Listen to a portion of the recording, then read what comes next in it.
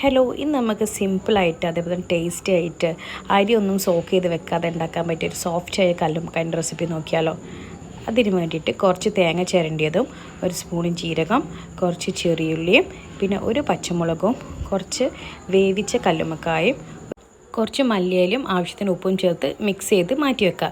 ശേഷം നമ്മൾ പത്തിക്കൊക്കെ കുഴക്കുന്ന പോലുള്ള അരിപ്പൊടിയും ചൂടുവെള്ളം ചേർത്തിട്ട് ആ ഒരു മാവ് ആക്കി വെക്കുക. ആ ഒരു മാവിലേക്ക് വേണം എന്ത് ചെയ്യേണ്ടത്, നമ്മൾ മിക്സ് ചെയ്ത് വെച്ച ആ ഒരു അരപ്പ് ചേർക്കേണ്ടത്.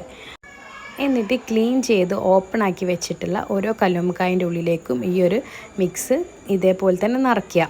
എന്നിട്ട് ഒരു സ്റ്റീമറിലിട്ട് സ്റ്റീം ചെയ്യാം. ഒന്ന് വെന്ത് കഴിഞ്ഞ് വന്നിട്ടുണ്ടെങ്കിൽ അതിൻ്റെ ഷെല്ലുകളൊക്കെ അടർത്തിയ ശേഷം മാറ്റി വെക്കുക.